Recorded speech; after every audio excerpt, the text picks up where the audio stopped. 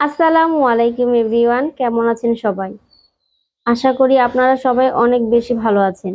আপনাদের দোয়ায় আমি অনেক ভালো আছি। প্রতিদিনের মতো আজকেও একটি নতুন রেসিপি নিয়ে আসলাম। আজকের রেসিপিটা একটু ভিন্ন রকম। আজকে আমি বানাবো চাপটি পিঠা। তো এই জন্য আমি এই জায়গায় 3 কাপ পরিমাণ আটা নিয়ে নিয়েছি। এরপর আমি এই আটার মধ্যে দিয়ে দেব হচ্ছে পেঁয়াজ কুচি। পেঁয়াজটা একটু চিকন করে কাটতে হবে।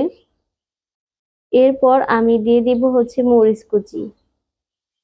এরপর আমি দিয়ে দিব হচ্ছে ধনিয়া পাতা। এটা হচ্ছে বিলাতি ধনিয়া পাতা, আপনারা যে কোনো ধনিয়া পাতায় ব্যবহার করতে পারবেন। এরপর আমি দিয়ে দিব হচ্ছে পরিমাণ মতো লবণ। লবণ দেওয়ার পর আমি এগুলো উপর আমি দিয়ে দিব হচ্ছে পরিমাণ মতো পানি।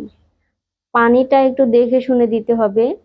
আমি প্রথমে অল্প পরিমাণ পানি নিয়েছি, কারণ আমি পানিটা একটু একটু করে নেব, যাতে বেশি একদম নরম না হয়ে যায়। আপনারাও এইভাবে একটু একটু করে পানি নেবেন, তাহলে পানির পরিমাণটা তাহলে বেশি হবে না। এইভাবে আমি পানি দিয়ে এটাকে ভালোভাবে মিশিয়ে নেব। এগুলো কিন্তু ভালোভাবে মেশাতে হবে। এই তো আমার ব্যাটারটা কিন্তু একদম রেডি হয়ে গেছে। এখন আমি একটি কড়াই নেব। চুলায় কড়াই দিয়ে কড়াইটা ভালোভাবে গরম করে এই ব্যাটারটা আমি কড়াইয়ে দিয়ে দিব। এরপর আমি হাতের সাহায্যে পুরো কড়াইয়ে এই ব্যাটারটা ছড়িয়ে নেব।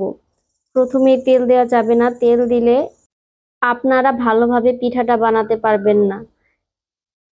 এরপর আমি পিঠাটা বানানোর পর আমি উপরে দিয়ে দেব তেল। এখন আমি এই পিঠাটা ভালোভাবে ভেজে নিতে হবে। ভালোভাবে ভেজে নেওয়ার পর আমি এই পিঠাটা উল্টে নেব। এভাবে এক পাশ উল্টে উল্টে এটাকে রান্না করতে হবে। এই সময় চুলার জালটা মিডিয়াম দিতে হবে। চুলার জালটা যদি মিডিয়াম দেন তাহলে কিন্তু চাপটিটা অনেক মচমচে হবে আর খেতে অনেক বেশি মজা লাগবে।